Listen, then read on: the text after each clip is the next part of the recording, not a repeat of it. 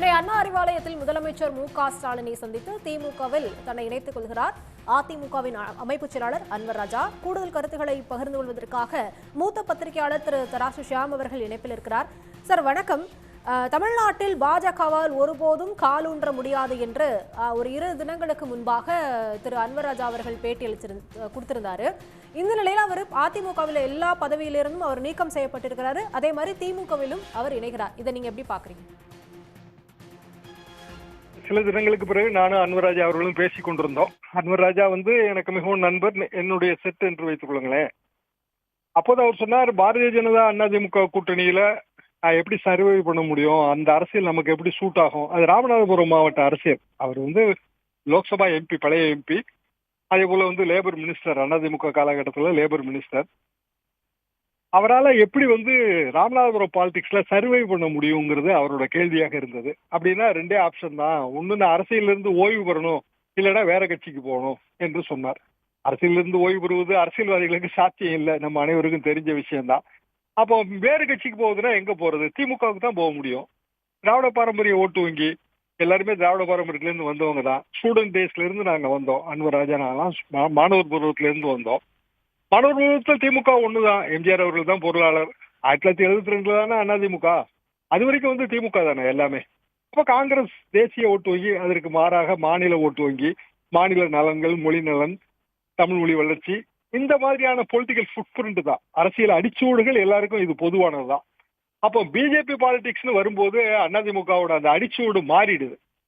அதோட first big wicket loss Anwar Raja தான். என்ன காரணம்னா, அவர் எம்ஜிஆர் காலத்திலிருந்து இருக்கிற மிக சீனியர். அது போக எம்ஜிஆரோட பல்வேறு கடினமான காலகட்டம், அதாவது உலக சுற்றுவாளிமன் படம் ரிலீஸ், அந்த காலகட்டத்தில எல்லாம் கூட இருந்தவர். எம்ஜிஆர் காலகட்டத்தில் அவர் தான் ஒரே ஒரு பஞ்சாயத்து யூனியன் செக்ரட்டரி ஜெயிச்சது 1986. அதுக்கு பஞ்சாயத்து யூனியன் சேர்மன், ஒன்றிய பெருந்தலைவர். அதற்கு எம்ஜிஆர் அவர்கள் தலைமையில் பாராட்டு விழா நடந்தது. அப்போ இதான் அதிமுகவுக்கு லாஸ்.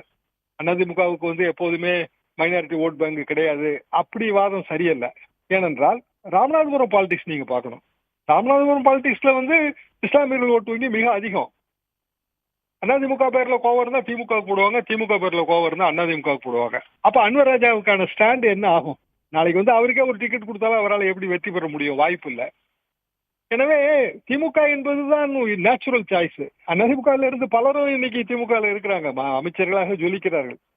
திமுக வேறு, அதிமுக வேறு இல்ல. என்னை கேட்டா ஒரு காலகட்டத்துல திராவிட ஓட்டு வங்கி இணையணும்னு தான் நான் பர்சனலா விரும்புறேன். 79 அப்படியான முயற்சி மேற்கொள்ளப்பட்டது. விஜய் பட்நாயக் அவர்கள் இங்கு கலைஞர் எம்ஜிஆர் எல்லாம் இணைத்து வைத்து சேப்பாக்கம் கெஸ்ட் ஹவுஸ்ல பிரஸ் மீட். திமுக தான் ஒன்றுபட்ட திமுக இருக்கணும். ஒன்றுபட்ட திமுகவுக்கு தலைவர் கலைஞர், எம்ஜிஆர் சொன்னது. அது ஒன்றுபட்ட திமுக ஆட்சிக்கு முதல்வர் எம்ஜிஆர், இது கலைஞர் சொன்னது. அன்றைக்கு தமிழிசை சவுந்தரராஜன் அவர்கள் திருமணத்தின் போது 2 தலைவர்களும் ஒன்றாக மேடை ஏறினார்கள். திராவிட ஓட்டு வங்கி இணைஞ்சிரும் தான் நினைச்சோம். அன்பார்ச்சுனேட்லி அது அந்த வாய்ப்பு நடக்கல. இப்போது அதை நோக்கி களம் மாறுகிறதோ என்கிற ஒரு பார்வை எனக்கு இருக்கிறது. சார், அதே மாதிரி பாஜகவுடன் கூட்டணி என்பது தேர்தல் காலத்தில் செய்யப்படும் ஒரு தற்காலிக ஏற்பாடு தான் அப்படின்னு அன்வர் ராஜா அவர்கள் கூறியிருக்கிறாரு. இதை நீங்க எப்படி பாக்குறீங்க? தற்காலிக ஏற்பாடு என்றாலும் சிக்கல் என்னவென்றால், பாரதிய ஜனதாவின் சார்பாக அமைச்சர்கள் இருப்பார்கள் என்று தொடர்ந்து பாரதிய ஜனதா கூறி வருகிறது. சாதாரணமானவர்கள் பேசினால் பரவாயில்லை. அமித்ஷாவிலிருந்து இன்றைய தேதிக்கு நயினார் நாகேந்திரன் வரைக்கும், ஹெச் ராஜா வரைக்கும் அந்த செய்திகளைத்தான் அவர்கள் விடுக்கிறார்கள். அப்படி என்றால் நீங்கள் தமிழ்நாடு அமைச்சரவையில் பாரதிய ஜனதாவின் அமைச்சர்கள் இடம்பெறுகிறார்கள். இதை திராவிட இயக்கத்திலிருந்து வருகிற சீனியர்களால் ஏற்றுக்கொள்ளவே முடியாது. அதற்கான வாய்ப்பு இல்லை. பாரதிய ஜனதா தனக்கென்று தனியான ஓட்டு வங்கியை உருவாக்க முயற்சிக்கிறது. அதெல்லாம் நான் மறுக்கவே இல்லை. ஆனால் ஒரு குறிப்பிட்ட காலகட்டம் திராவிட இயக்கங்களிலே பணியாற்றி விட்டு, தீவிரமான பெரியாரிஸ்டுகளாக இருந்துவிட்டு, மத நல்லிணக்கமான அரசியல் நடத்திவிட்டு, அதற்கு பிறகு பாரதிய ஜனதாவின் அமைச்சர்கள், அந்த அமைச்சர்களிடம் போய், உதாரணமா அன்வர் ராஜா நாளைக்கு எம்எல்ஏ ஆகிறார், அதிமுக எம்எல்ஏ ஆகிறார் என்று வைத்துக் கொள்ளுங்கள்.